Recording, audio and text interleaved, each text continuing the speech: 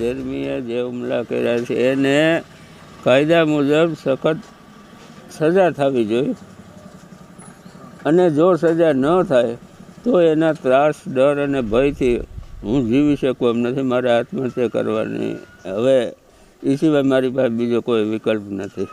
એ અત્યારે હાલમાં મકાનમાં હું, મારા પત્ની, મારી દીકરી ને એક દીકરો, 4 જણા રહીએ છીએ. એ લોકો તો દિલ્હીની બહાર જ નથી નીકળી શકતા.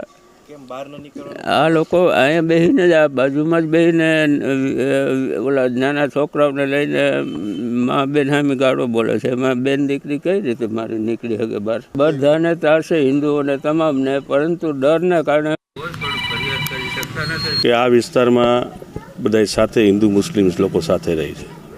જે તે વખતે વાળા બાપુએ મને રજૂઆત કરેલી કે ભાઈ મને આ લોકો બાજુમાંથી મકાન બનાવી રહ્યા છે, એને આ વિસ્તારમાં અશાંત ધારો લાગ્યો છે. તો અમુક આપણે પોલીસ સ્ટેશને રજૂઆત કરવા છતાં અશાંત ધારાનો પૂરો અમલ નહોતો થયો.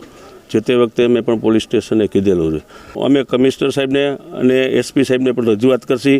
કોઈ પણ લોકો, કોઈ પણ જ્ઞાતિના, કોઈ પણ ધર્મના કોઈ પણ લોકો હશે તો એની વાહે અમે જેટલું જે કરવાનું થતું હશે ભારતીય જનતા પાર્ટીના કાર્યકર તરીકે અને હું કોર્પોરેટર તરીકે ખાતરી આપું છું. છતાંય જો આ લોકો અવારનવાર ત્રાસ દેશે ને આ ત્રાસથી જો અમારી અહીં વિસ્તારની પબ્લિક હેરાન થશે તો અમે ઉપર રજૂઆત કરી અને એને કાયદાનું ભાન કરાવશું. ઘણા અમુક આવારા તત્વો અહીંથી બે પાંચ લોકો અહીંના હોય, 2-5 લોકો બહારના, આ ટોળકી ભેગી કરી અને જે અવારનવાર વિસ્તારમાં ન્યુસન્સ ફેલાવે છે. આ વિસ્તાર એવો છે કે જે અડધો સૂચિતમાં આવે છે, અડધો સ્લમમાં આવે છે. એટલે એ વસ્તુનો દસ્તાવેજનો જે પોઈન્ટ આવે એમાં કલેક્ટર સાહેબના અંડરમાં પણ ન આવી શકે. કહેવાનો મારો મિનિંગ એ છે કે જે વિસ્તાર અમુક સ્લમ વિસ્તારના ઝૂંપડપટ્ટી વિસ્તાર હિસાબે તો આવું પણ બની શકે છે. એમ નથી આવતું, અમલ નથી થતું એવું નથી. અમારી તમામ માહિતીથી અપડેટ રહેવા માટે જોડાયેલા રહો S9 ન્યૂઝ સાથે.